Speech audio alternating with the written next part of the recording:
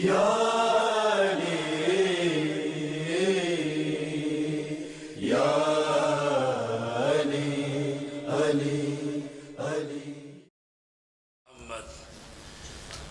باللہ من الشیطان الرجیم بسم اللہ الرحمن الرحیم الحمدللہ رب العالمین بار الخلائق اجمعین والصلاة والسلام علی اشرف الانبیاء والمرسلین سیدنا و نبینا و مولانا بالقاسم محمد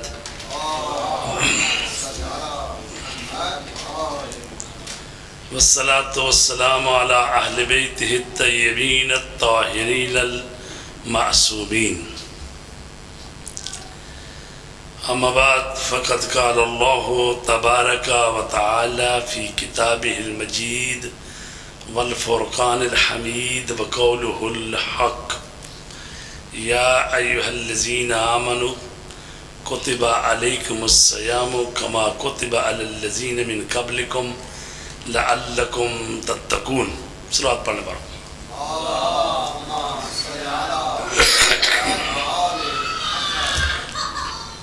ایک مرتبہ پھر صلوات.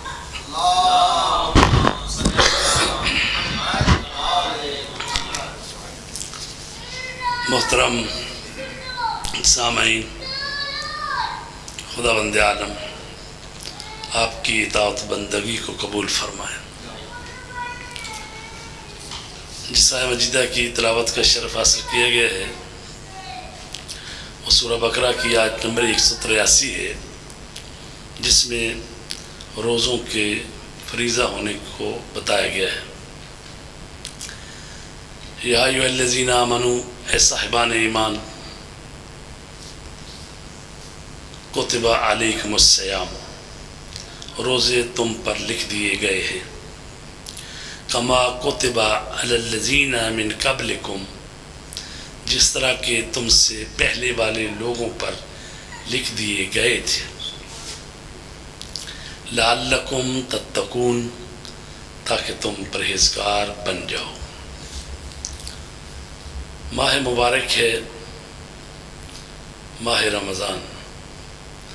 یہ رمضان روایات میں آیا کہ اللہ تبارک تعالیٰ کے ناموں سے ایک نام ہے، لہٰذا اس کو جب آپ پکاریں تو کہیں ماہ رمضان، رمضان المبارک، رمضان کریم. یعنی اس کو پکارتے ہوئے بھی یہ آداب بتائے گئے. یہ نہ کہیں کہ رمضان آیا رمضان گیا، بلکہ ماہ مبارک رمضان آیا، ماہ مبارک رمضان کے اتنے روزے رہ گئے، اتنے چلے گئے. ایسے تو کل ہم نے رسول کریم صلی اللہ علیہ وآلہ وسلم کے خطبہ شعبانیہ سے چند لائنیں پڑھی تھیں. آج اس کے بعد کی لائنوں کو پڑھتے ہیں اور ترجمہ کرتے ہیں.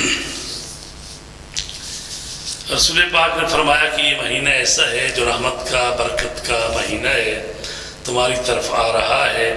یہ باقی تمام مہینوں میں سے افضل ترین مہینہ ہے، اور ایسا مہینہ کہ جس کے راتیں راتوں سے افضل، جس کے دن دنوں سے افضل، جس کے لمحات اور ساعتیں باقی لمحات سے افضل.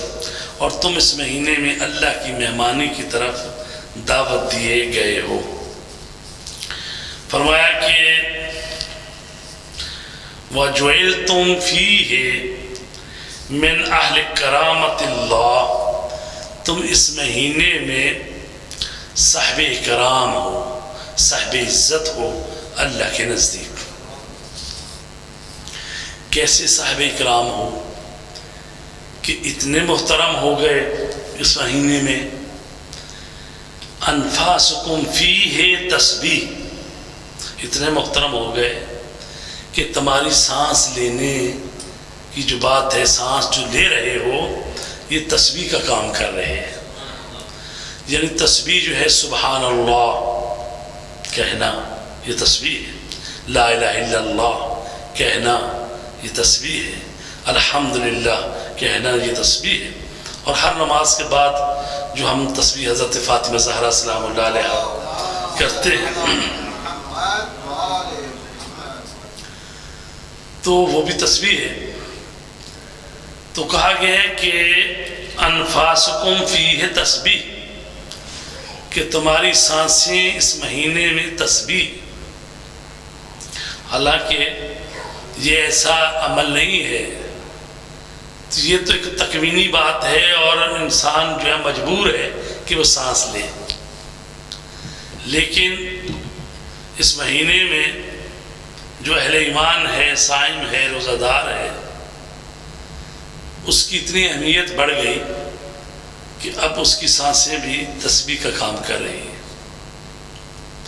اور آپ پورے 24 گھنٹے میں اندازہ لگائیں کہ کتنی سانسیں انسان لیتا ہے، 1 منٹ میں کتنی سانسیں لیتا ہے، پھر 1 گھنٹے میں اور 24 گھنٹے میں، تو مسلسل جو انسان کی سانسیں ہیں وہ تسبیح کا کام کر رہی ہیں۔ وَنَوْمُكُمْ فِيهِ عِبَادَةٌ، اور تمہاری نیندیں بھی اس مہینے میں عبادت ہے۔ اور یہ نیند جو ہے ظاہر ہے کہ یہ بھی ضروری ہے انسان کے لیے، 24 گھنٹے میں کو 8 گھنٹے سوئے، تو یہ جو سونا ہے اس کو بھی عبادت قرار دے دیا۔ تو اللہ تبارک تعالیٰ جس کو کہتے ہیں بہانے ڈھونڈ رہا ہے انسانوں کی، مسلمانوں کی، مومن کی بخشش کے بہانے ہیں کہ تمہاری نیند بھی عبادت ہے۔ تو ایک نیند وہ بھی تھی کہ جو مولا کائنات نے نیند کی، اور ایسی نیند کی، اور مولا کا سونا ایسا اللہ کو پسند آ گیا کہ وہ سونا ایسا خالص سونا تھا کہ اللہ نے کہہ دیا کہ وَمِنَ النَّاسِ مَن يَشْرِي نَفْسَهُ ابْتِغَاءَ مَرْضَاتِ اللَّهِ، انسانوں میں ایک ایسا بھی ہے جو اپنے نفس کو بیچ دیتا ہے اور اللہ کی مرضیاں خرید لیتا ہے۔ تو اللہ نے ان کے نفس کو لے لیا اور اپنی مرضیاں ان کے سپرد کر دی۔ تو یہ وہ نفس اللہ ہے۔ اب کیا ہو گیا وہ نفس اللہ، جیسے وہ بیت اللہ ہے، یہ ماہ رمضان شہر اللہ ہے، اور وہ جان جنہوں نے اپنی جان کو اللہ کی راہ میں بیچ دیا وہ نفس اللہ قرار پائے۔ تو عزیزان گرامی، مولا فرماتے ہیں کہ جیسی نیند اس رات سویا ہوں ایسی نیند کبھی نہیں سویا۔ تو کتنی اطمینان والی روح ہے وہ، کیونکہ اگر انسان کا نفس مطمئن نہ ہو، بے قرار ہو، تو رات بھر سو نہیں سکے گا، کروٹیں بدلتا رہے گا۔ چونکہ نفس میں اطمینان ہو تو نیند آتی ہے، اور یہ وہ نفس ہے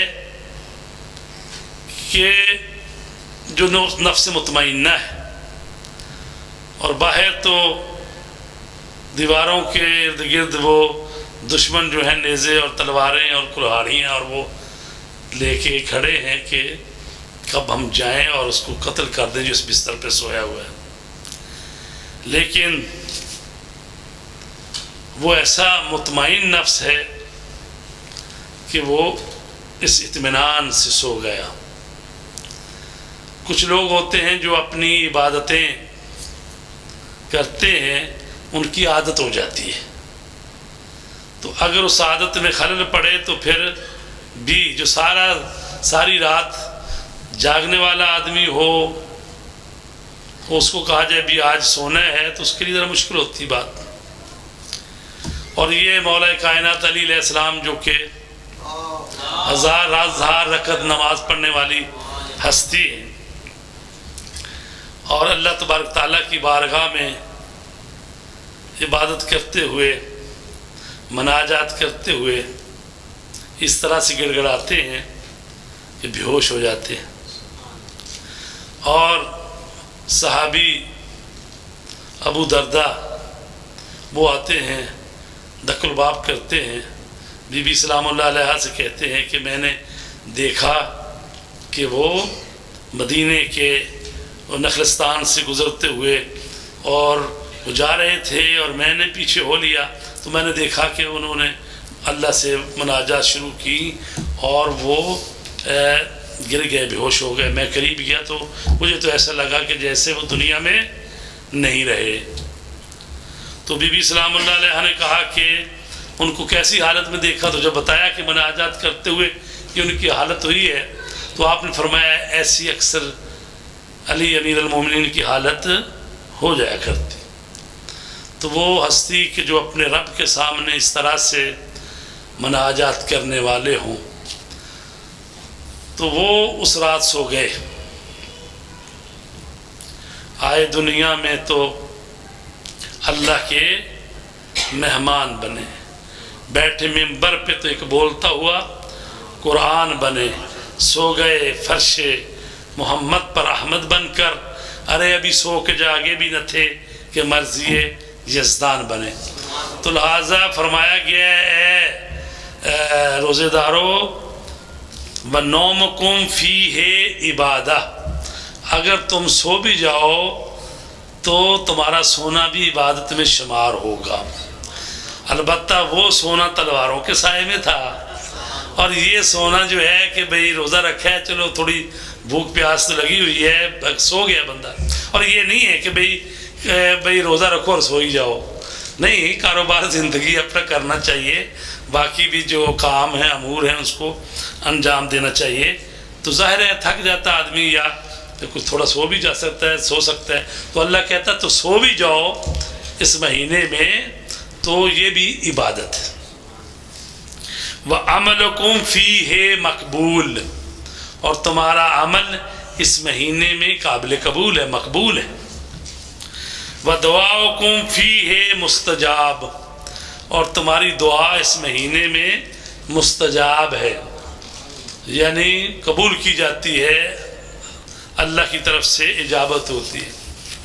اور وہ پروردگار ہے جس نے فرمایا ہے کہ ادعونی استجب لکم، مجھے پکارو میں تمہاری پکار کو سنتا ہوں، تمہاری دعاؤں کو سنتا ہوں۔ تو لہٰذا اس کا حکم ہے۔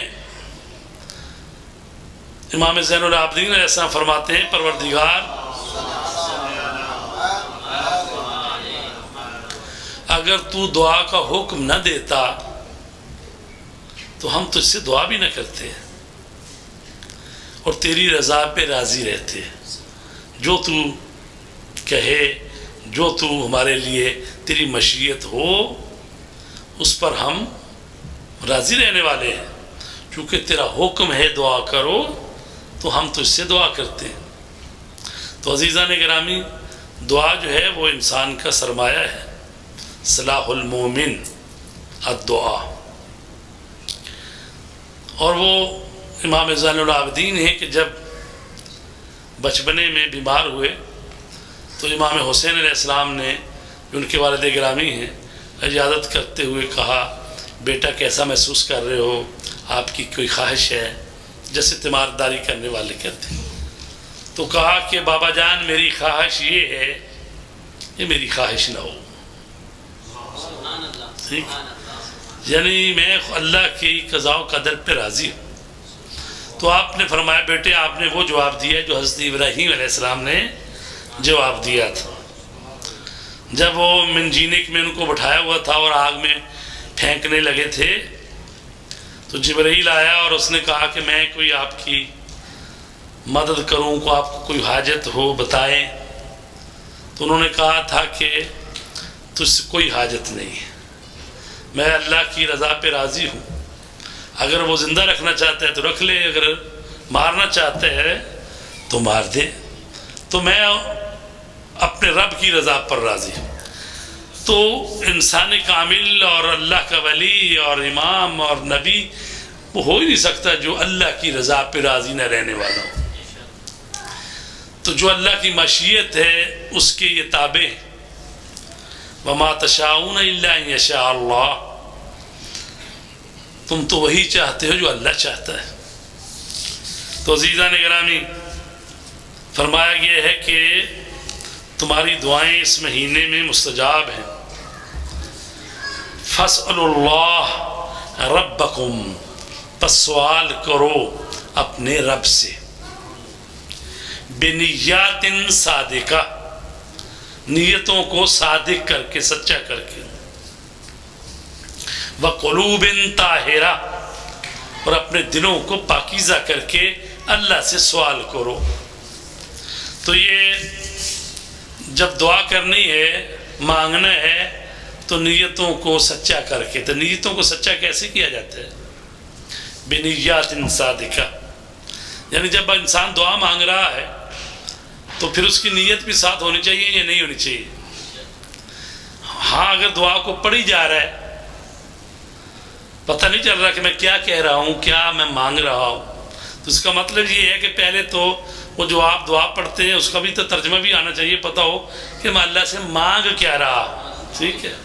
جب پتہ ہی نہیں ہم مانگ کیا رہے ہیں، کس سے مانگ رہے ہیں، دھیان کہیں اور ہے اور صرف یہ زبان چلتی جا رہی ہے، تو یہ دعا پڑھ رہے ہیں، دعا مانگ نہیں رہے۔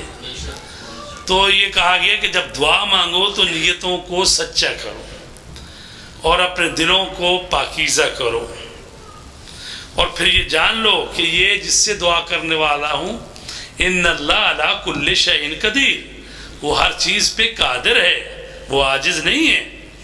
تو اس یقین کے ساتھ دعا مانگو کہ جب میں اس سے مانگ رہا ہوں تو وہ مجھے ضرور عطا کرے گا، ایسا نہیں ہو سکتا۔ اور پھر یہ ہے کہ اللہ تبارک تعالیٰ جو ہے وہ عطا کرتا ہے۔ بعض دفعہ ایسا ہوتا ہے کہ بندے کی مصلحت میں وہ چیز نہیں ہے، وہ مانگ رہا ہے لیکن اس کے لیے وہ ٹھیک نہیں ہے، اور وہ اللہ جو ہے وہ پروردگار بھی ہے، وہ رب بھی ہے، وہ پالنے والا بھی ہے، وہ چاہتا ہے کہ بندے کی مصلحت میں ہو۔ یہ ایسے ہی ہے جیسے چھوٹا بچہ ہے، ابھی تو وہ باپ کے پاس گاڑی تو ہے، تو وہ گاڑی کی چابیاں مانگ رہا ہے، ٹھیک، اور وہ سمجھتا ہے وہ دے بھی سکتا ہے، لیکن وہ سمجھتا ہے کہ جا کے گاڑی مار دے گا، ٹھیک ہے، بچے کا بھی نقصان ہو سکتا ہے، گاڑی کا بھی ہوگا، مالی بھی ہوگا، اور خود اس کی زندگی کا بھی معاملہ ہے۔ تو یہ نہیں ہے کہ وہ دے نہیں سکتا، اس کے پاس ہے دینے کے لیے دے سکتا۔ تو ایسا ہی ہے کہ بعض دفعہ ہم ایسی چیزیں مانگتے ہیں کہ جو ہماری مصلحت میں نہیں ہے، تو چونکہ وہ پروردگار بھی ہے، رب بھی ہے، اور وہ ہماری بھلائی چاہتا ہے، اور وہ کبھی بھی کسی پر ذرہ برابر بھی ظلم نہیں کرتا۔ جب ہم کہتے ہیں اللہ عادل ہے، توحید کی جو صفات ہیں اس میں جو اصول دین ہے تو اس میں ایک ہے کہ اللہ عادل ہے۔ اللہ عادل ہے کا مطلب یہ ہے کہ اللہ ظلم نہیں کرتا۔ تو اگر ہم شکوے شکایت شروع کر دیں اللہ سے کہ یہ کیا کیا، وہ کیا کیا، یہ مجھے مثلا نوکری ٹائم پر نہیں ملی، بچے کو تنخواہ نہیں ملی، یا اس کو کالج میں داخلہ نہیں ملا، اور یہ ساری، تو اس کا مطلب یہ ہے کہ جب ہم یہ باتیں کرتے ہیں اور دیر میں ہوتا ہے کہ بھئی ہمارے سے تو ایک قسم کا نعوذ باللہ جیسے ہمارے ساتھ ظلم ہوا ہے، ٹھیک ہے، تو اللہ کے ساتھ جب اس سے مانگتے ہیں تو اس طرح مسکین سے بن کے کہ جیسے اس نے ہمارے ساتھ کوئی یاد کر دیا ہے۔ تو یعنی اگر اللہ کو عادل سمجھتے ہیں تو اس کا مطلب وہ تو ذرہ برابر ظلم نہیں کرتا، تو اس کا مطلب ہے وہ تو ظلم نہیں کرتا، یہ ہمارا ہی مسئلہ ہے، کہیں نہ کہیں خراب ہوا ہے۔ یہ اگر کوئی سزا مل رہی ہے تو ہو سکتا ہم نے کوئی غلطی کی ہوئی ہے، اللہ اس کی تنبیہ کر رہا ہے، یا کسی کا امتحان کر رہا ہے، کسی کے درجات بڑھا رہا ہے، وہ عادل ہے، لیکن امتحان بھی لیتا ہے، کبھی کبھی تنبیہ بھی کرتا ہے کہ آدمی کو جھٹکا دیتا ہے کہ سیدھا ہو جائے، ٹھیک ہے، اور جھٹکے بہت ضروری ہے۔ بعض چیزیں ہوتی ہیں کہ ہم سمجھتے ہیں کہ بھئی یہ اچھی نہیں ہے، لیکن حقیقت میں وہ رحمت ہوتی ہیں۔ مثلا درد ہے، انسان کو درد جو ہوتا ہے، تو درد جو ہوتا ہے بظاہر تو لگتا ہے کہ بھی یہ بڑی اچھی بات نہیں ہے یہ، لیکن اگر درد نہ ہو تو کیوں، اگر ادھر درد اٹھا تو وہ بھاگتا ہے اس کا علاج کرانے کے لیے۔ اگر وہ بیماریاں جن میں درد نہیں ہے، پتہ ہی اس وقت چلتا ہے کہ جناب کام ہاتھ سے نکل گئے، تو وہ کہتے ہیں نہیں جی ان کو تو کینسر ہے، آخری اسٹیج پہ پہنچ گیا، مطلب ہے تو وہ پتہ ہی نہیں چلا جی، یکدم انکشاف ہوا ہے۔ تو جن بیماریوں کی درد ہے وہ درد خود رحمت ہے، تاکہ اس کو وہ بھاگے جا کے اس کا علاج کرائے اس درد کا، تو تاکہ وہ پتہ چلے کہ کیا بیماری ہے۔ تو ہم سمجھتے ہیں کہ شاید یہ درد جو ہے یہ اچھی بات نہیں ہے، نہیں، درد جو ہے یہ اچھی بات۔ تو لہٰذا بعض دفعہ جھٹکے انسان کو لگتے ہیں، اور قرآن مجید میں ہے کہ جب انسان کو کوئی مصیبت پڑتی ہے تو وہ ہمیں بیٹھے ہوئے، کھڑے ہوئے، لیٹے ہوئے، پہلو کی جانب ہمیں پکارتا ہے، اور جب ہم اس کو اپنی نعمت کا مزہ چکھا دیتے ہیں تو پھر ایسے گزر جاتا ہے جیسے کبھی کوئی بات ہوئی نہ ہو، ٹھیک؟ تو جب انسان پر مشکل پڑتی ہے وہ اللہ کو پکارتا ہے، تو یہ مشکلات بھی جو آتی ہیں یہ بھی ہمارے لیے اچھی چیز ہوتی ہے کہ تاکہ ہم اللہ کو نظر میں رکھیں، اور اسی لیے کہا گیا ہے کہ جو مومن ہے وہ تقریباً 40 دن مشکل سے اس کے گزرتے ہیں، کوئی نہ کوئی پرابلم کو مشکل اس کے لیے کھڑی رہتی ہے، اور حتیٰ کہ بعض دفعہ یہ بھی روایت میں ہے کہ اتنی مشکل بھی بعض دفعہ ہو جاتی کوئی 40 دن میں، کہ بعض دفعہ ایسا بھی ہو جاتا ہے کہ یکدم نوٹ ہی گنتے گنتے کہ وہ پتہ یہ یار اس میں اتنی کم ہو گئے مثلا، تو وہ آدھا گھنٹہ پریشان رہتا ہے، کدھر گئے ہو کہ صاحب سکھ لگایا نہیں میں نے وہاں خرچ کر دیے، چاہے اتنی کی پریشانی آ جائے تو یعنی کوئی نہ کوئی تھوڑا سا اس کو 40 دنوں میں ہوتا ہے، کوئی نہ کوئی مسئلہ اس کے لیے پیش آ جاتا ہے کہ اس کو پتہ چلے کہ یعنی ہر کام میرے ہاتھ میں نہیں ہے، کوئی وہ ذات بھی ہے کہ جس کے قبضہ قدرت میں ساری چیزیں ہیں، اور مولا علی علیہ السلام فرماتے ہیں میں نے اپنے رب کو ارادوں کے ٹوٹنے سے پہچانا ہے، ٹھیک؟ انسان ارادے کرتا ہے، ساری چیزیں روح برا ہوتی ہیں، یکدم کوئی نہ کوئی درمیان میں مسئلہ کھڑا ہو جاتا ہے، تو اس کا مطلب یہ ہے کہ ایسا نہیں ہے کہ جو تو سوچ لے گا کر بھی لے گا، وہ ایک ارادہ جو ہے ہر چیز پر حاوی ہے، ایک اس پروردگار کا بھی ارادہ ہے، اسی کی مشیت کے تحت یہ سارے کام ہیں، اور اللہ کو پکارو نیتیں سچی کر کے، دلوں کو پاکیزہ کر کے، کیا مانگو؟ ان یوفقکم للصیام، اللہ سے دعا کرو کہ وہ تمہیں توفیق دے روزے رکھنے کی، وتلاوت کتاب ہی، اور قرآن مجید کی تلاوت کی تمہیں توفیق دے۔ یعنی آپ دیکھیں کہ کتنے ہیں ہم میں سے کہ مثلا آپ تو دیکھنا آج 13واں روزہ ہے، 13 روزے گزر گئے، اپنی دعاؤں میں ایک دفعہ تو مولوی صاحب ادھر مانگ رہے تو آپ آمین کہہ رہے ہیں، یہ تو علیحدہ بات ہے، یعنی کبھی آپ خود اپنی تنہائی میں رات کو نماز پڑھ رہے ہیں تو اس میں یہ کہہ رہے ہیں پروردگار مجھے قرآن مجید کی تلاوت کی توفیق دے، یہ مانگی ہے دعا، مطلب اگر نہیں مانگی تو اب مانگنا شروع کر دے کہ صرف دعا ہی نہ مانگے بس قرآن کھول لیں گے۔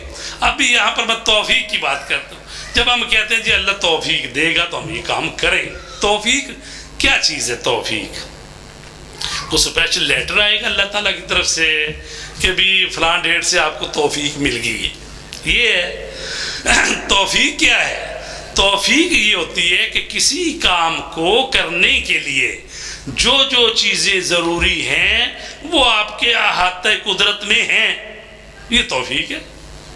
مثلا میں نے نماز پڑھنی ہے، ٹھیک، نماز پڑھنی ہے تو تندرستی مجھے اللہ نے دی ہوئی ہے، وضو کے لیے پانی بھی موجود ہے، مسلح بھی گھر میں ہے، سجدے کا بھی ہے، اور کوئی معنی کوئی رکاوٹ ہے نہیں، تو توفیق تو موجود ہے، یہی توفیق ہے۔ توفیق کو اسپیشل تو نہیں آپ کے لیے کوئی پیغام آئے گا، توفیق یہ ہے کہ اس کام کو کرنے کے لیے جو چیز جس چیز کی ضرورت ہوتی ہے وہ آپ کر سکتے ہیں، یہ توفیق ہے۔ بعض لوگ کہتے ہیں جی مولانا صاحب بس دعا کریں توفیق ہو کہ حج پر جائیں، تو اگر اس کی صحت ٹھیک ٹھاک ہے، مالی استطاعت بھی ہے، اور سعودی عرب کی حکومت نے پابندی بھی نہیں لائی کہ یہ بندہ ہمارے ملک میں آ نہیں سکتا، پاسپورٹ بھی ہے، سارا کچھ ہے، تو جب سارے جو عوامل ہیں جو چیزیں ہو سکتی ہیں حج کے لیے وہ آپ کے پاس موجود ہے، یہ توفیق آپ کو ملی ہے، آپ اس سے فائدہ نہیں اٹھا رہے۔ تو توفیق وہ چیزیں جن کے ساتھ وہ عمل وجود میں آ سکتا ہے اس کو توفیق کہتے ہیں۔ تو لہٰذا بعض لوگوں کو توفیق ہوتی ہے وہ غور نہیں کرتے، دوسرا ہے کہ اس کو بتا سکتے ہیں نہیں بھائی آپ کے پاس توفیق ہے، ٹھیک ہے، جیسے مثلا خرچ کرنا یہ ماہ مبارک رمضان میں تو ظاہر بہت سارے لوگوں کو توفیق ہوتی ہے، لیکن وہ بہرحال یہ بھی کہیں کہ اللہ توفیق دے ان کو کہ وہ خرچ کرے۔ کہا گیا ہے کہ فَإِنَّ الشَّقِيَّ مَنْ حُرِمَ غُفْرَانَ اللَّهِ فِي هَذَا الشَّهْرِ الْعَظِيمِ۔ رسول پاک فرماتے ہیں کہ وہ شقی ہے، بدبخت ہے، من حرم، جو محروم رہے کس سے؟ غفران اللہ، اللہ کی مغفرت سے محروم رہے، فی هذا الشہر العظیم، اس عظیم مہینے میں وہ اللہ کی رحمت سے محروم رہے، وہ بدبخت شخص ہے۔ یعنی یہ مہینہ آیا اور اس کی رحمت مغفرت کا کوئی سامان نہیں ہو سکا، تو ظاہر ہے یہ ایسا ہی ہے کہ جو شخص بہترین پانی کے ٹھنڈے چشمے کے پاس سے ہو کر آ گیا پیاسا ہی، تو مہینہ آیا اور گزر گیا اور اس کی مغفرت کا سامان نہیں ہو سکا۔ فرمایا کہ وَاذْكُرُوا بِجُوعِكُمْ وَعَطْشِكُمْ فِيهِ جُوعَ يَوْمِ الْقِيَامَةِ وَعَطْشَهُ۔ فرماتے ہیں کہ اس مہینے میں آپ ظاہر جب روزہ رکھا جاتا ہے تو بھوک پیاس لگے گی، خوب اگر بھوک پیاس نہیں لگتی تو پھر تو روزہ نہ ہوا نا، آخر روزہ ہے تو بھوک پیاس لگے گی۔ تو جب یہ بھوک اور پیاس لگے تو رسول پاک فرماتے ہیں کہ قیامت کی بھوک اور پیاس کو یاد کرو۔ قیامت کا جو ہے جی ایک دن 50,000 سال کا ہے، 50,000 سال کا ایک دن ہے قیامت۔ اللہ تبارک تعالیٰ کچھ بھی نہ کہے بندے کو، صرف کھڑا کر چڑھے نا قیامت کے دن، 50,000 سال کا دن ہے، تو آپ اندازہ لگا لے 50,000 سال کا دن ہے، کچھ بھی نہیں کہا، بس گھومتا پھر ابھی چیک پوسٹوں سے ہوتا رہو، چونکہ ایک چیک پوسٹ نماز کی ہے، اگلی چیک پوسٹ مثلا زکوٰۃ کی ہے، خمس کی ہے، جہاد کی ہے، حقوق العباد کی چیک پوسٹیں بنی ہوئی ہیں، اور سب سے پہلے جس کا قیامت کے دن سوال ہونا ہے وہ کون سا ہے؟ وہ ہے نماز کا سوال ہونا ہے۔ روز محشر کے جاں گداز بود اولین پرسش نماز بود، جب روز محشر ہوگا سب سے پہلے نماز کا سوال ہوگا، تو نماز ہی نہیں ہے پلڑے میں تو چیک پوسٹ پہ روک لیا گیا نا، وہاں پر تو کوئی نماز ہی ہے نہیں۔ اور کہا گیا ان قبلت قبل ما سواہا و ان ردت رد ما سوا، الصلاۃ عمود الدین، نماز دین کا ستون ہے، اگر نماز قبول کر لی گئی تو باقی اعمال قبول کر لیے جائیں گے، اگر نماز ہی رد کر دی گئی تو باقی اعمال بھی رد کر دیے جائیں گے۔ تو یہ تو اس کے لیے جس نے پڑھی ہوئی، پھر پتہ چلتا نہ اچھی پڑھی نہیں پڑھی صحیح پڑھی، تو جس نے پڑھی نہیں ہے، ایک تو ہے نا کام از کم کو پرچہ کچھ تو کیا ہے، تو دیکھیں جی تو جو خالی کاغذ ہی پڑھا دے تو اس نے کیا کیا ہے، تو دیکھو جی مولا علی علیہ السلام تو آئیں گے قبر میں، تو وہاں تو کہتے ہیں نا بھی فروع دین کے نہیں ہے، وہاں پر اصول دین کی بات ہے، وہاں تو من ربوں کا ومن دینوں کا ومن اماموں کا یہ سوال ہے نا اصول دین کے، ٹھیک ہے۔ لیکن قیامت کے دن جب اٹھے گا تو اس دن پہلا سوال کیا ہے؟ نماز کے۔ تو لہٰذا اگر نماز خود نہیں پڑھی تو جاتے جاتے وصیت کر جائے پھر کہ بھی میری 40 سال کی 50 سال کی 30 سال کی نماز قضا ہیں اور اتنی میری جائیداد ہے، تو کسی کو وصیت کر جو، کسی مولانا ہو، کسی مدرسے ہو، کسی کو کہہ دو بھی میری یہ 30 سال کی نمازیں ہیں، یہ میں اتنا چیک دے رہا ہوں، یہ خود پڑھ دیں، مدرسے بچوں سے پڑھا دیں گے، خود کام کر کے جاؤ۔ وہ آپ کی اولاد جو ہے ان کو کہاں فرصت ہے آپ کی 30 40 سال کی نمازیں پڑھنے کی؟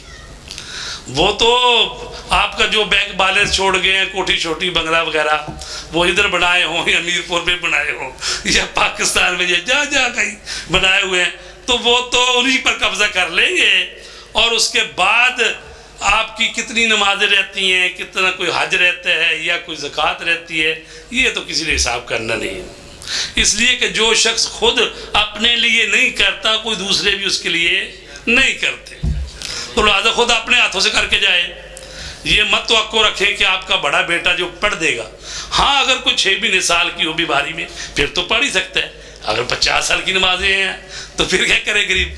تو لہٰذا بڑے بیٹے پہ واجب ہوتی ہیں، اور اس لیے کہا گیا ہے کہ بڑا بیٹا جو ہوتا ہے وہ جانشین ہوتا ہے، اور باپ کی جو چیزیں ہوتی ہیں نا اسپیشل خصوصی، جیسے مثلا پرانے زمانے ہوتا گھوڑا اس کا، اس کی تلوار، اس کا قرآن مجید، اس کی مثلا اینک، جو بھی آج کے زمانے میں اس کی گاڑی ہو گئی، اور باقی لیپ ٹاپ اور وہ جو چیزیں استعمال کر رہے ہیں خاص اپنی، تو وہ جو ہے وہ بڑے بیٹے کو ملتی ہیں۔ تو اس لیے کہا گیا کہ بڑا بیٹا جو ہے یہ خصوصی چیزیں لے رہا ہے تو اب اس کی نمازیں اس کی بھی فکر کرے، لیکن اگر زیادہ ہوں تو پھر وہ کہہ سکتے ہیں بھائی، باقی بھائیوں سے کہہ سکتے ہیں بھائی بابا جان کی نمازیں ہی اتنی ہیں تو وہ اب پڑھا رہی ہیں، تو اب پہلے اس جائیداد میں سے باپ کی نمازیں اور حج اور وہ چیزیں اس کے لیے نکالا جائے گا، بعد میں تقسیم ہوگی جائیداد، ٹھیک ہے جی۔ تو لہٰذا پہلا جو سوال ہوگا قیامت کے دن نماز کے۔ اب اگر وہاں ہی فرشتوں نے روک لیا، ٹھیک، تو مولا علی علیہ السلام کہاں کھڑے ہیں؟ وہ پل صراط کے، کہ وہاں پر ٹکٹ دیں گے نا کہ بدا ہے ان کا، تو ادھر فرشتوں نے ادھر ہی روکا ہوا ہے نماز کی چیک پوسٹ پہ۔ آپ نمازیں پڑھیں، زکوٰۃ دے، حج کرے تو آگے بڑھتے جائے نا، کہ جہاں بھی پل صراط سے گزرے گے۔ اگر فرشتوں نے ادھر پہلی پوسٹ چیک پوسٹ پہ روک کے رکھا ہوا ہے جی نماز ہی ہے نہیں اس بندے کی، تو کیا کیا جائے گا؟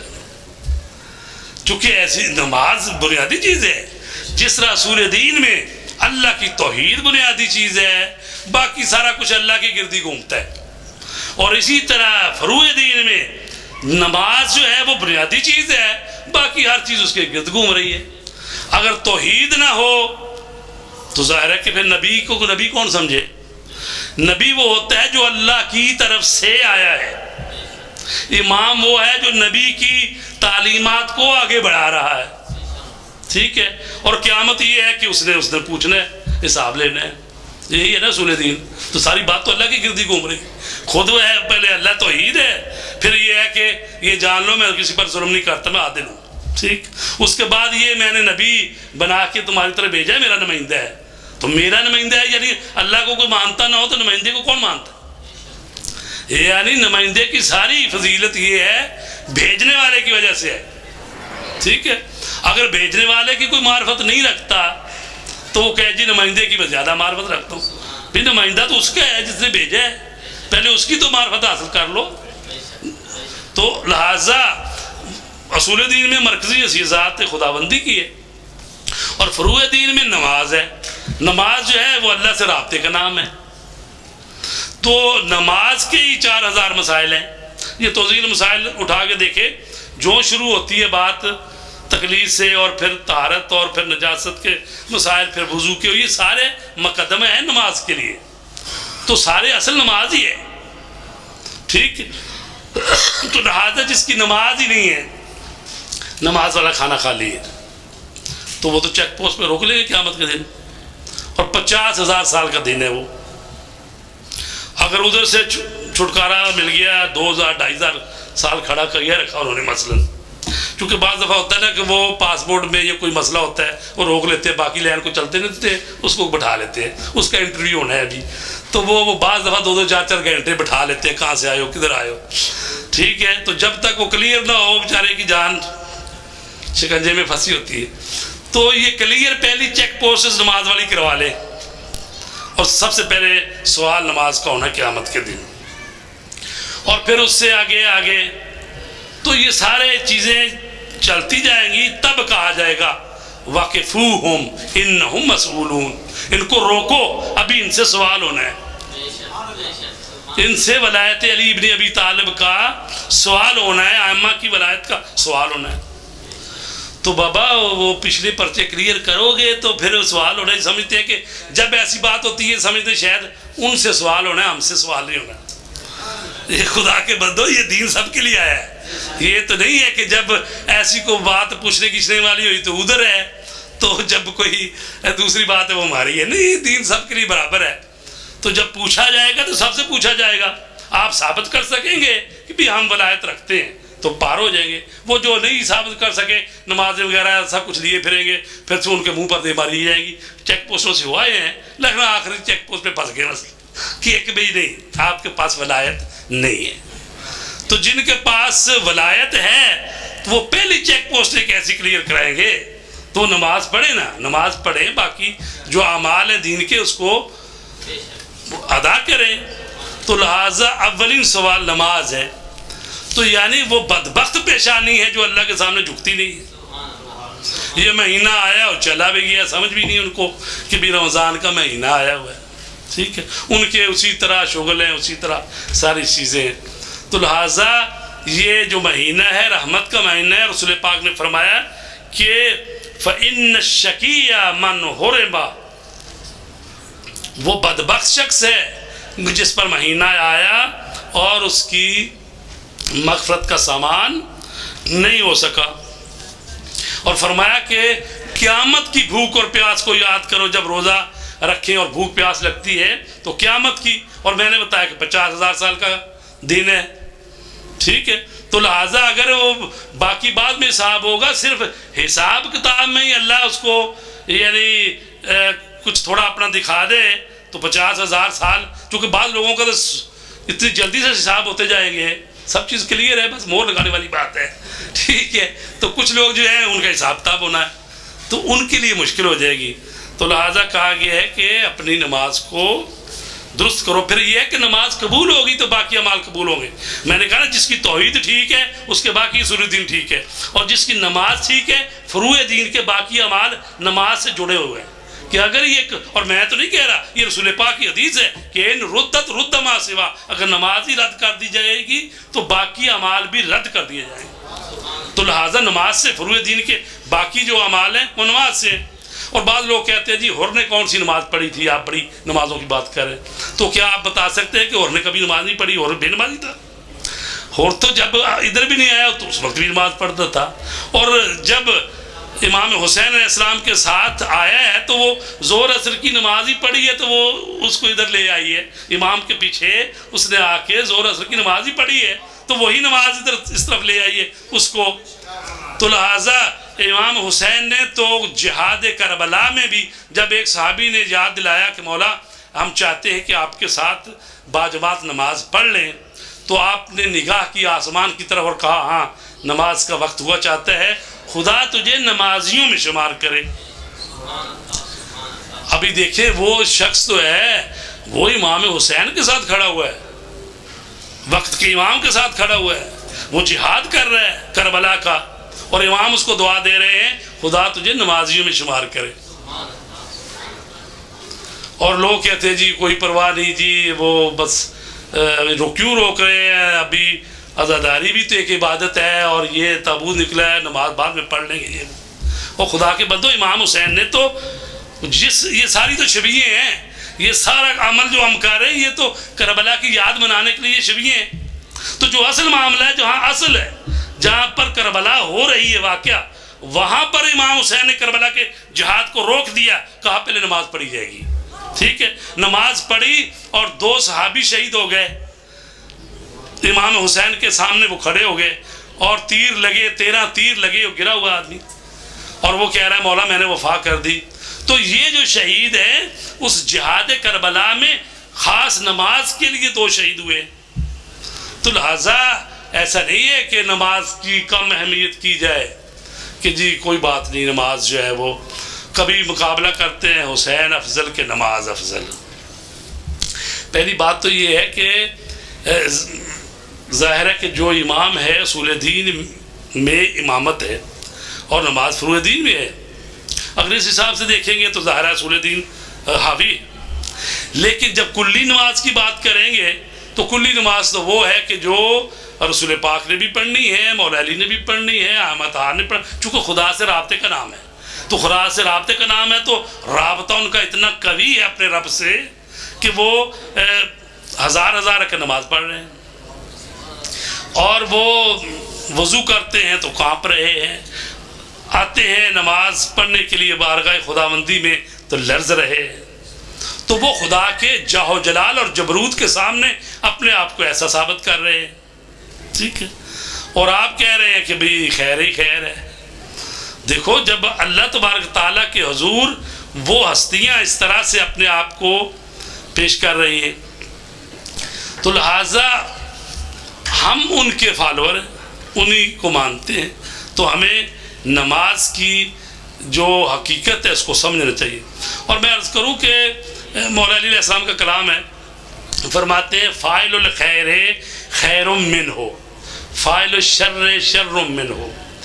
جو فاعل کس کو کہتے ہیں؟ جو کام کرنے والا ہے، جو کام کرتا ہے، جو فعل کو انجام دیتا ہے، اس کو فاعل کہتے ہیں۔ فاعل الخیر، خیر کا جو فاعل ہے، خیر منہ، وہ اس فعل سے بہتر ہے۔ وفاعل الشر شر منہ، اور شر اور برائی کا جو فاعل کرنے والا ہے اس شر سے بدتر ہے۔ یہ مولا علی کا کلام ہے۔ اب مثلا میں نماز پڑھتا ہوں، تو یہ جو میں نماز پڑھ رہا ہوں اپنی نماز، میں اس اپنی نماز سے میں بہتر ہوں، اس لیے کہ یہ میری نماز ہے۔ ایک ہے کلی نماز، ایک ہے ہر بندے کی اپنی نماز، اس بندے کا روزہ، اس بندے کا حج، اس بندے کا کار خیر۔ تو ایک ہے کلی نماز، تو کلی نماز جو ہے اس کو تو سب نے ادا کرنا ہے۔ میں بھی اپنی نماز سے بہتر ہوں، اس لیے کہ مولا علی فرماتے ہیں جو بندہ جو کام کر رہا ہے یہ اس کا کام ہے۔ تو چونکہ جو ہمارے افعال ہیں، جو ہمارے فعل ہیں، جو ہم سے صادر ہو رہے ہیں، وہ ایک قسم کے ایسے جیسے ہماری اولاد ہوتی ہے، یعنی جو انسان کا کام ہوتا ہے وہ اس کا فعل ہوتا ہے۔ تو جب اس کا فعل ہے تو وہ خود فاعل ہے، تو فاعل خیر کا فاعل اپنے خیر سے بہتر ہے، اور شر کا فاعل اپنے شر سے بدتر ہے، کیونکہ اسی سے یہ شر نکل رہا ہے۔ تو بس اگر میری نماز ہے تو میں اپنی نماز سے بہتر ہوں، چونکہ میری نماز ہے۔ یہ کلی نماز کی بات نہیں ہو رہی، یہ وہ نماز ہے جو میں نے پڑھی ہے۔ تو جب امام حسین کی نماز ہے تو امام حسین اپنی نماز سے بہتر ہے، تو وہ امام حسین کی نماز ہے۔ تو جو کلی نماز ہے اس کے لیے رسول پاک نے بھی پڑھنی ہے، مولا علی نے بھی پڑھنی ہے، امام حسین نے بھی پڑھنی ہے۔ تو لہٰذا اس حساب سے دیکھا جائے تو ظاہر ہے وہ افضل ہے نماز سے، ٹھیک ہے۔ جو میں نے تو یہ ثابت کر دیا کہ بھی میں بھی اپنی نماز سے، چونکہ یہ جو میں کچھ کر رہا ہوں یہ میرے اعمال ہیں، جب میرے اعمال ہیں تو میں اس کا فاعل ہوں، میں ایک قسم کا اس کا خالق ہوں، مجھ سے یہ صادر ہو رہے ہیں۔ تو ظاہر ہے ہر خالق جو ہے اپنی مخلوق سے بہتر ہے، تو جب میرے سے یہ افعال صادر ہو رہے ہیں تو اس کا مطلب ہے یہ میری ہی ایک قسم کی چیزیں ہیں، تو لہٰذا میں بہتر ہوں اس سے۔ تو امام حسین علیہ السلام جو ہیں وہ ظاہر ہے کہ نماز سے افضل ہیں، بہتر ہیں، اور رسول دین کے حساب سے بھی دیکھ لیں، اس طرح سے بھی دیکھ لیں، تو لہٰذا نماز چونکہ اللہ کے ساتھ رابطے کا نام ہے۔ تو عزیزان گرامی، چونکہ وقت تو کافی گزر گیا ہے، تو ابھی 9:15 ہو گئے ہیں، ابھی کچھ چند منٹ جو ہے سوال جواب کر لیتے ہیں، اگر ماہ مبارک رمضان کے حوالے سے کچھ سوال کرنا ہو، یا یہ جو میں نے کچھ گفتگو کی ہے اس کی مزید وضاحت کرنے کے لیے۔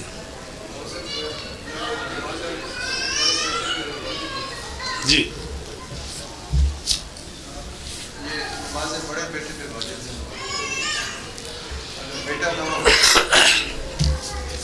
اگر بیٹا نہیں ہے، صرف بیٹیاں ہی ہیں تو پھر واجب نہیں ہے، بیٹے پر واجب ہے اور بڑے بیٹے پہ واجب ہے۔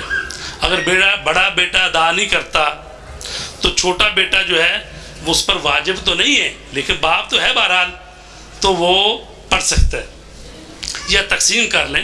مثلا باپ کی نمازیں 20 سال کی قضا ہے، 4 بیٹے 5 سال کی کر لیں، لیکن بہرحال فریضہ جس سے پوچھا جائے گا وہ بڑا بیٹا ہے، کہ جس کی ذمہ داری ہے۔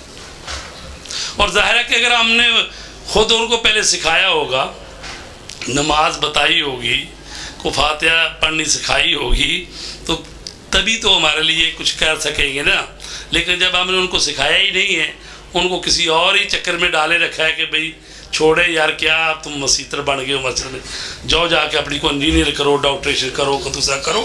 آپ نے ساری عمر ادھر، جی میرا بیٹا ایٹمی سائنسدان ہے، ایٹمی سائنسدان تو ہے، لیکن جب آپ مر جائیں گے پھر یہ سائنسدان ہی ہے، آپ کے لیے کچھ نہیں کرنے والا یہ۔ تو اگر آپ ابھی سکھائیں گے، کچھ اس کو بتائیں گے، تو پھر یہ ہے کہ چلو بابا جان چلے گئے تو وہ کچھ کر لے گا اس کے لیے بھی، وَإِلَّا ایسے لوگ جو ہوتے ہیں وہ ان کو کوئی پرواہ نہیں ہوتی، ٹھیک ہے۔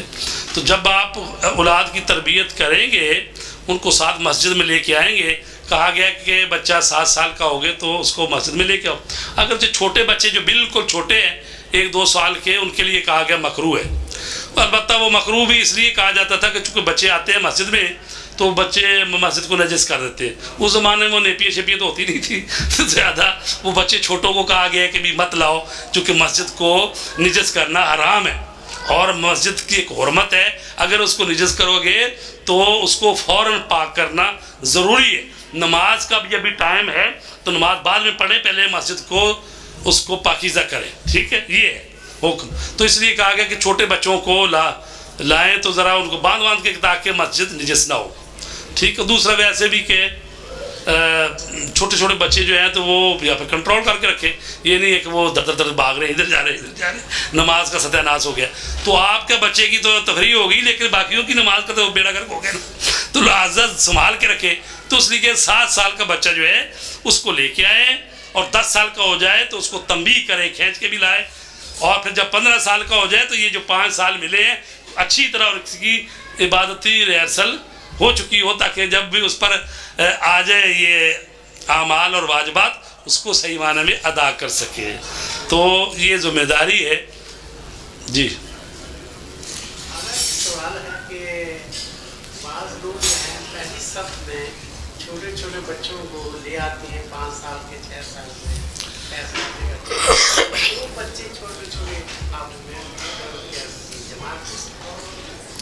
ایسا ہے کہ جو بچہ جو ہے نا اچھائی برائی کی تمیز رکھتا ہے وہ جماعت میں کھڑا ہو جائے تو کوئی حرج نہیں. ٹھیک ہے. 11-12 سال کا بچہ، 12 سال کا.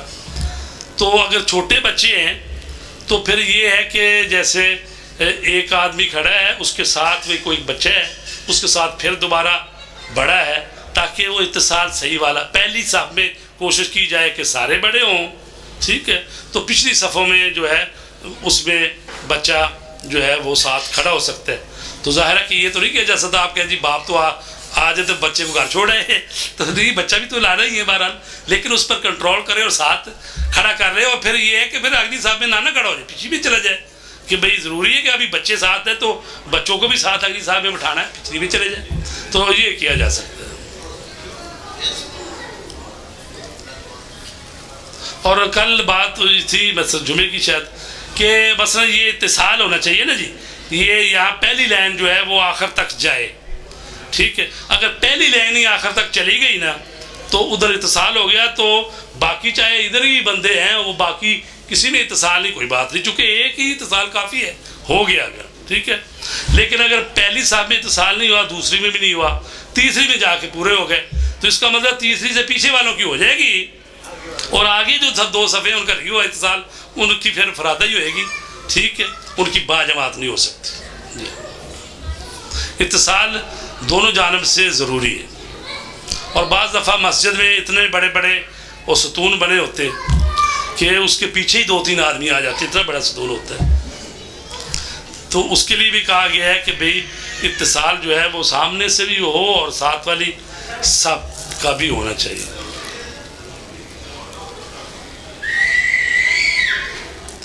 جی صبح جب ساری ٹائم ختم ہونے سے پہلے تھوڑا سا آپ نیت کر لیتے ہیں اس دن کے روزے کی، ابھی 5-10 منٹ اگر رہتے ہو اور پھر آپ کو یاد آ جائے کہ آپ کو کوئی دوائی لینی ہے یا کوئی ایسا کام ہے، ابھی رمضان کے انتہائی سار کا اس منٹ تھوڑا سا وقت باقی ہو، 10 منٹ ہو یا 5 منٹ ہو، تو کیا وہ دوائی لے کے دوبارہ نیت کر چکا ہے ایک دفعہ، کیا دوبارہ کر کے اس کو لے سکتا ہے یا کر سکتا ہے؟ دیکھیں جی، ایک تو ہے یہ امساک جس کو کہتے ہیں کہ اذان سے کچھ 10 منٹ پہلے ہی آپ روک دیں.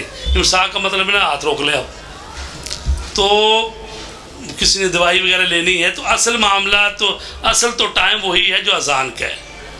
یہ احتیاط ہوتا ہے کہ 10 منٹ پہلے ہی آپ روک لیں تاکہ آپ کو یقین پیدا ہو جائے کہ یعنی جو اللہ تبارک تعالیٰ نے ٹائم مقرر کیا ہے میں نے 5-7 منٹ پہلے ہی ہاتھ روک لیا. اور اسی طرح جو ہی اذان مغرب ہوئی کھل گیا روزہ آپ کا. تو آپ نے ابھی کھانا نہیں کھایا، نماز پڑھ لی مغرب کی، یہ تو اس کو یقین پیدا ہو گیا کہ جتنا ٹائم درمیان میں تھا میں نے ادھر سے بھی احتیاط کر لی، ادھر سے بھی کر لی، تو درمیان میں وہ پورا ٹائم ہو گیا. وَإِلَّا اگر کسی نے ایسی جیسے آپ پرابلم بتا رہے ہیں نہیں کھائی دوائی وغیرہ اور ابھی اذان ہونے میں 5-7 منٹ باقی ہیں تو کھا سکتا ہے، اس لیے کہ وہ اصل ٹائم تو وہی ہے اذان صبح. اگر وہ اذان صبح کا انہوں نے ایسے ہی رکھا ہے کہ بھئی کوئی بات نہیں وہ روزے کا ٹائم ہے تو ہم اٹھ کے 15-20 منٹ بعد اذان دے لیں گے، تو ایسا ہے تو پھر تو مشکل ہے.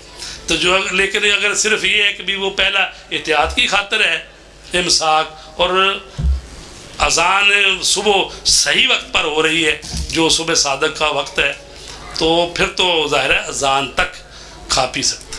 لیکن یہ ہے کہ جو ہی وہ وقت ہوا اور اللہ اکبر کی آواز آئی اسی وقت بند ہو جائے. لقمہ بھی اگر منہ میں جا رہا ہے تو اس کو نکال دیں. یہ نہیں ہے کہ کوئی بعض پرانے زمانے میں ہوتا تھا کہ وہ جی ابھی تو یہ گاؤں کی یہ اس مسجد میں اذان ہوئی ہے، اب وہ ختم ہوئی دوسری مسجد میں شروع ہو گئی، اب 4 مسجدیں گاؤں میں تو وہ اپنا حقہ پیتے جا رہے ہیں جی نہیں ابھی تو اذان ہو رہی ہے. ٹھیک ہے، تو وہ 4 اذانیں دیتے دیتے بھی 20 منٹ گزر گئے. تو یہ ایسا نہیں ہے کہ جو ہی وہ ہوا ٹائم اسی وقت بند ہو جانا ہے. تو اس کے بعد تو یہ امساک جو ہے احتیاط ہوتا ہے کہ اس سے پہلے ہی آپ اپنا ہاتھ روک لیں. دیکھو جی نیت جو ہے نا، نیت زبان سے کہنے کی ضرورت نہیں ہے کہ میں روزہ رکھتا ہوں واجب قربتاً اللہ کہنے کی ضرورت ہی نہیں ہے. صرف آپ کو پتہ ہے کہ آپ روزہ رکھ رہے ہیں. یہ تو سمجھانے کے لیے یا بچوں کو بتانے کے لیے یا درس و تدریس کا طریقہ ہے کہ بھی اس طرح سے نیت کرنی ہے. نیت لفظوں کا کام نہیں ہے، نیت آپ کی دل کی نیت ہے. تو جب بھی آپ اٹھے ہیں تو آپ نے روزے کی نیت سے اب کھانا شروع کر دیا بسم اللہ پڑھ کے، تو آپ نیت نہ بھی کریں الفاظ کی تو آپ کو پتہ ہے میں روزہ رکھ رہا ہوں، اور یہ نیت ہے. اور اگر کوئی بندہ جو ہے رات کو نیت کر کے سو گیا میرا کل کا روزہ ہے میں نے رکھنا ہے، اور وہ اٹھا ہے ظہر سے پہلے، ٹھیک ہے، سحری نہیں کھا سکا، تو ظاہر ہے کہ جب بھی اٹھا ہے تو کہے گا میں روزے سے ہوں. ٹھیک ہے، نیت ہے میری. سحری کھانا جو ہے وہ ضروری نہیں ہے. سحری کھانا جو ہے یہ مستحب عمل ہے. اگر آپ کھانا چاہتے ہیں کھا لیں، نہیں کھانا چاہتے کوئی بات نہیں، نہ کھائیں. اللہ تبارک تعالیٰ آپ کو اذان صبح سے لے کر اذان مغرب تک روزے کی حالت میں دیکھنا چاہتا ہے. بس آپ نہیں اٹھے کوئی بات نہیں اٹھے تو آپ نے ایک سہولت ہی نہیں فائدہ اٹھایا، تو لہٰذا آپ کا روزہ ہی ہے. یہ نہ کہے جی ہم تو اٹھ نہیں سکے سحری نہیں کھائی تو ہم نے روزہ نہیں رکھا. نہیں، 60 روزے پڑ جائیں گے اگر ایسا ہو. یا یہ ہے کہ بھئی سحری نہیں کھا سکے تو اتنی ناتوانی ہے کہ نہیں اس روزے کو نبھا سکیں گے، تو پھر کوئی ہیلا ویلا کر لیں کہ مثلاً بیٹھے گاڑی میں جا کے 14 میل سفر جانے کا 14 آنے کا 28 میل ادھر جا کے کھول آئیں، پھر بعد میں روزہ رکھ لینا. ٹھیک ہے، یہ کر سکتے ہیں کہ نہیں کہ بھائی یہ نہیں کر سکتے کہ گھر میں بیٹھے بیٹھے ہی ناشتہ تیار کرو. یہ ناشتے کو ساتھ ہی رکھ لیں تو گاڑی میں بیٹھے اور 14 میل باہر چلے جائیں. اور کیا روزے سے فرار کرنے کے لیے سفر بندہ کر سکتا ہے؟ جی ہاں کر سکتا ہے، اگرچہ مکروہ ہے، اچھا نہیں ہے یہ کام، لیکن بہرحال جس نے روزے سے فرار کرنا ہے وہ سفر کر لے. ٹھیک ہے کہ بھی ابھی 20 گھنٹے کا روزہ ہے، چلو پھر 14-15 کا آئے گا تو رکھ لیں گے، تو پھر سفر کرتا رہے یار. یہی ہو سکتا ہے کہ یعنی سفر کرنا روزے میں حرام نہیں ہے، سفر بندہ کر سکتا ہے، لیکن روزے سے فرار کرنے کے لیے سفر کرنا وہ بھی حرام نہیں ہے، مکروہ ہے، کر سکتا ہے. جی اگرچہ اتحاد کے لیے عید ساتھ میں کرنے کے لیے اس کے لیے سفر کر روزہ کھول لیں تو اس کی اجازت ہے، مکروہ ہے یا پہلا پھر کیا ہے دوبارہ روزہ عید دن کرنے کے لیے؟ اچھا دیکھیں یہ مسئلہ یہ ہے کہ عید ایک دن کرنے کے لیے آدھے گھر والے جو ہے مسئلہ ایک مجتہد کی تقریر کر رہے ہیں، آدھے دوسرے کی کر رہے ہیں. ٹھیک ہے، تو ایک مجتہد ہیں وہ ان لیٹ ہیں، وہ کہتے ہیں اگلے دن عید ہے، تو آپ کرنا چاہتے ہیں جی اکٹھے بیٹھ کے کھا پی لیں ذرا اچھا ہو جائے. تو وہ جن کا روزہ رکھا ہوا ہے آج تو وہ اسی طرح سفر میں جائے تو چکر لگا کے آ جائے، روزہ کھول آئے، آ کے بیٹھ کے دسترخوان پہ اکٹھے کے کھائیں. لیکن مولویوں کے لیے نہیں ہے، بعض مولویوں نے افراط بنائے ہوئے کہ وہ کرتے ہیں جناب کہ جناب کوئی بات نہیں میں نے نماز عید پڑھانی ہے اور وہ چلے جاتے ہیں. ٹھیک ہے، روزہ کھول کے آ کے عید پڑھا رہے ہیں، وہ خدا کے بندے اللہ کے سامنے کھڑے ہو کے جھوٹ بول رہے ہیں. آپ کا تو عید ہے ہی نہیں، اور آپ نے تو صرف اکٹھے کھانا کھانے کے لیے گئے سفر کر لیا آگے، اب آپ عید پڑھا رہے ہیں آ کے اور کہہ رہے ہیں کہ اللہم آج ہی عید کا دن ہے اور میں تو یہ بڑا بھی اللہ کہ تم تو عید مان نہیں رہے اس کو، تیری کیسے عید ہو گئی؟ تو لوگوں کو یہ نمازیں خراب کر رہے ہیں، اپنی بھی خراب کر رہے ہیں، یہ نہیں ہونا چاہیے۔ بعض لوگ کرتے ہیں ایسے کہ کہتے ہیں کوئی بات نہیں سفر کر کے آگے عید کی پڑھا دو، یہ نہیں کر سکتے، چونکہ جب آپ نماز میں کھڑے ہیں تو آپ یہ کہہ رہے ہیں کہ آج عید کا دن ہے اور آج محمد و آل محمد کے لیے کرامت کا دن ہے، مغفرت کا دن ہے، آپ تو مان ہی نہیں رہے اس کو بات کو، آپ تو ادھر سے ہو کے کیوں آئے؟ پھر مطلب ہے کہ یہ ہوتا ہے، یہ ایسا نہیں ہونا چاہیے۔ مومنین کے لیے ٹھیک ہے، چلو وہ جگہ جائیں اور آ کے عید کر لیں۔ نیت کرنے کا آپ نے بولا کہ اگر جیسے ہم لوگ مہینے کے ابتدا میں جو ہے جیسے نیت کر لیتے ہیں 30 روزوں کی، تو ابھی میں پڑھ رہا تھا کہ فیس بک وغیرہ پہ جو نئی پوسٹ تھی کہ مطلب دوسرے مسلمان بھائیوں کی طرف سے جو ہے کہ اگر یہ بھی جو ہے ایک چیز جو ہے صحیح نہیں ہے کہ ہم جو ہے 30 روزوں کی نیت ایک ساتھ کر رہے ہیں، تو اس کے بارے میں کیا خیال ہے؟ کیونکہ ہم لوگ اپنی جیسے توضیح المسائل وغیرہ جب میں سب میں پڑھتے ہیں کہ جیسے اگر آپ رمضان کا چاند دیکھتے ہیں تو مستحب ہے، بلکہ کہتے ہیں کہ بہتر ہے کہ آپ 30 روزوں کی نیت ایک ساتھ ہی کر لیجیے، صحیح، کہ ہو سکتا ہے کہ آپ جو ہے سحری پہ جیسے نہیں اٹھ سکیں تو آپ کا روزہ کسی صورت میں قضا نہ ہو، اور مطلب آپ کو عام انسان ہیں غلطی ہو جاتی ہے، آپ بھول سکتے ہیں، تو اس کے بارے میں کیا خیال ہے؟ جی 30 روزوں کی نیت پہلے دن ہی کر لے ٹھیک ہے، لیکن بہرحال جب بھی سحری کھانے لگے گا تو یہ اس پر کوئی یعنی بہت دیر لگتی ہے نیت کرنے کی، مطلب یہی ہے کہ جب آپ بیٹھے سحری پہ پہلے لقمہ ہی اٹھایا بسم اللہ، تو پتہ ہے آپ کو کہ میں روزے کے لیے یہ سحری کھا رہا ہوں، تو وہ نیت ہی ہے آپ کی۔ میں نے عرض کیا کہ نیت کوئی ایسی بات نہیں ہے کہ عبارت کسی کو پڑھ کے سنانی ہے، نہیں، جب آپ بھی سحری سے پہلے کھانا کھانے لگے ہیں نیت ہے۔ اگر رات کو بالفرض نیت نہیں بھی کی، سو گئے ہیں تو ظہر سے پہلے اٹھے ہیں تو آپ نے سحری نہیں کھائی تو بس کہیں کہ میں روزے سے ہوں، بس نیت ہے، ٹھیک ہے۔ تو نیت جو ہے وہ وہی ہے کہ بھئی دل کی بات ہے اور اس میں کو زبان سے کہنا ضروری نہیں ہے، اور سحری کھانا جو ہے اس میں مستحب ہے۔ کسی مسئلے کا معلوم نہ ہونا عذر شرعی قرار دیا جا سکتا ہے؟ بعض جگہ پہ ہے چیز، لیکن مثلا یہ کوئی کہے کہ میں نے روزہ توڑ دیا تو مجھے نہیں پتا تھا کہ 60 روزے پڑ جاتے، میں تو سمجھتا تھا ایک ہی روزہ ہے، تو اب کیا یہ اس کا نہ جاننا اس کو بچائے گا؟ تو مجتہد کہتے نہیں، وہ اس کو رکھنے پڑیں گے 60 روزے، یا 60 روزے رکھے یا 60 مسکینوں کو کھانا کھلائے۔ اچھا، تو اگر نہ وہ 60 روزے رکھ سکتے اور 60 مسکینوں کو کھانا بھی نہیں کھلا سکتا، تو پھر جتنے مسکینوں کو کھلا سکتا 10 کو کھلا سکتا 10 کو کھلا دے، 3 کو کھلا سکتا 3 کو کھلا دے۔ اگر کچھ بھی نہیں کر سکتا توبہ استغفار تو کر سکتا ہے، پھر وہ کرے، ٹھیک ہے۔ تو لہٰذا یہ اسٹیپ بائی اسٹیپ ہے کہ اگر روزے رکھ سکتا ہے تو روزے رکھے، وہ نہیں رکھ سکتا تو مسکینوں کو کھانا کھلائے، وہ نہیں کر سکتا تو جتنا صدقہ دے سکتا ہے وہ دے دے۔ تو یہ نا علم ہونے کی وجہ سے یہ نہیں ہو سکتا کہ بھئی وہ کہے جی روزہ توڑ دیا اور جان بوجھ کے، تو وہ کہے کہ صرف مجھے قضا کرنی، نہیں، وہ کفارہ بھی آتا ہے۔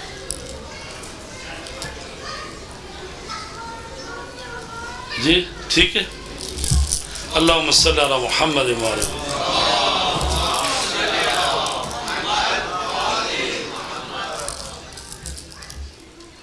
جی دعا کرنی ہے ابھی۔